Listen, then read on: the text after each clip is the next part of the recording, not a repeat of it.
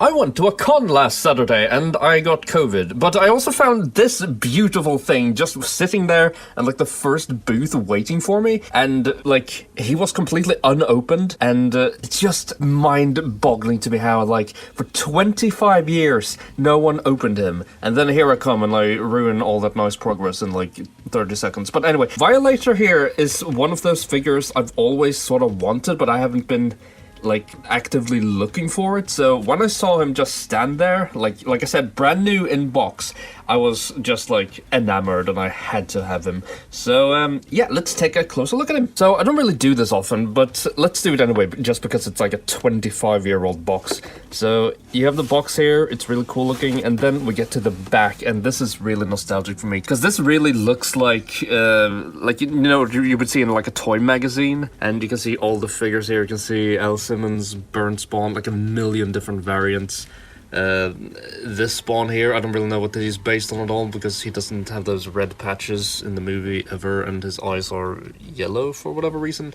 Jessica Priest, we have Jason Wynn, who looks awful, and we have this Violator figure, pretty much probably the best figure in this entire line. We have the clown figure here, and Attack Spawn, which also was never a thing. A figure of Malboja. I don't really know what this big stuff thing is, but anyway.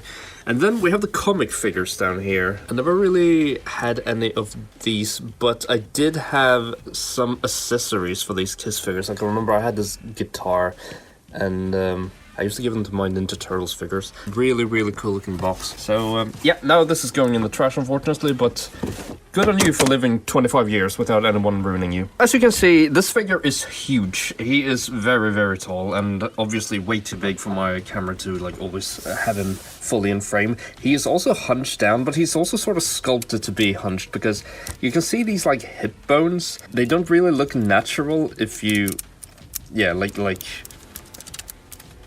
if you do it like this, his feet are pointing inwards and these hip bones just go out at a weird angle. So if you line them up, they're obviously supposed to be like that, like 90 degrees. And then his feet are also straight if you bend the knees. So he's obviously supposed to be sculpted in sort of like a bent post. Yeah, about Violator. So this is obviously the movie design, but that's not necessarily a bad thing, because the movie design is very, very faithful to the comic look. There's like some minor deviations, like I think the upper mouth is a little bit wider in the comic version, and I think he's a little bit like paler in the comics as well. But other than that, it's pretty much a spot-on design, and I will boil that down to that Todd McFarlane had a lot of input in the movie. But aside from that, yeah, 1997 sculpt work. Take a look at this beauty. You can just see all these wrinkles and like scales lovingly sculpted. Inside of the mouth looks great. It's just a very, very nice looking figure, and it's sort of hard to believe that this figure is 25 years old. He's also got these amazing looking translucent eyes, which really captures the lights quite well. I'm not really sure how well it shows up on camera, but like in person it does look pretty good. He also used to have this stupid action feature where this bit here could shoot out. And like for some reason this horn can like go back and forth. I assume it's because in the movie he like tries to stab Spawn with it like that, but it goes even further forward, so it doesn't really work. But yeah, there used to be an action feature here. I glued this tip and sculpted it. Can you see it?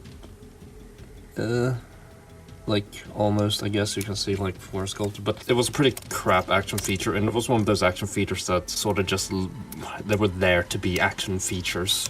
Aside from that, I also resculpted this bit here, like the front lip, and I straightened out this horn a bit, like this one here, because originally I think it was like pointing up, like up quite a lot, and you can't rotate these horns here, so I had to adjust it. You can probably see like some sculpt work there.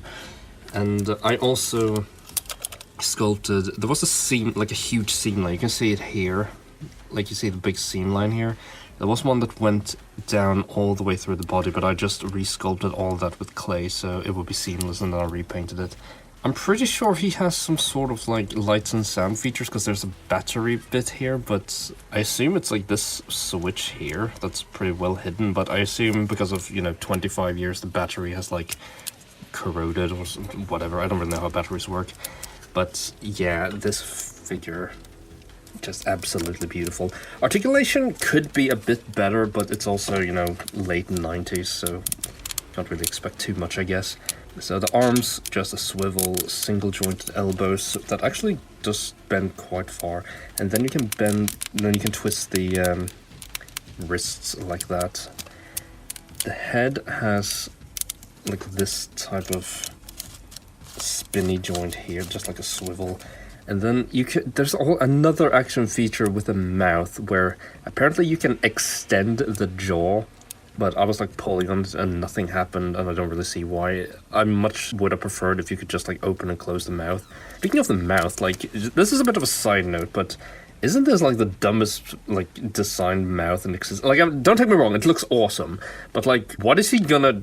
You use a mouth to chew, right? So what exactly is he gonna chew with his teeth all the way out here? Like, it would be good for chewing like until like here, and then this bit is just completely unnecessary. Like, he can put a hat on here, I guess, but you can't really do anything else with it.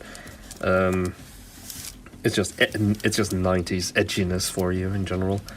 I showed you the legs earlier. They, another just up and down, and then the knees can bend quite far actually, and then luckily he's got a bend here at the ankles, so you can get some actually really deep crouching poses like so.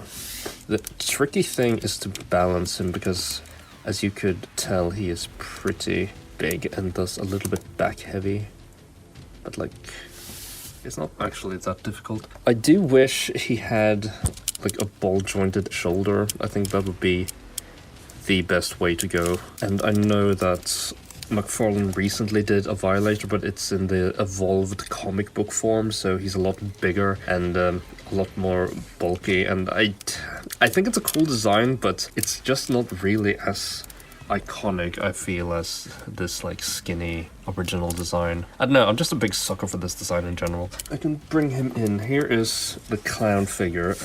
Again, customized if you want. If you didn't see the video where I showed off the custom earlier, he's like smiling now. Yeah, it looks really good. Turns from this into this. Wow, I actually just realized that the hair sort of matches the horns. I know he doesn't always have like 3 points of hair in the comic, but nice little touch. You can also take the most recent Spawn figure. Obviously this is a custom cape, but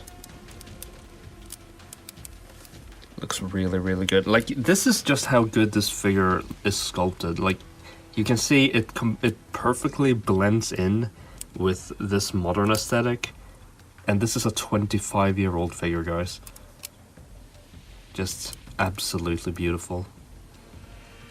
So, yeah, that's my little showcase review of the 1997 movie Violator figure by McFarlane Toys. Really, really worth it. Thank you for watching, and hope you enjoyed.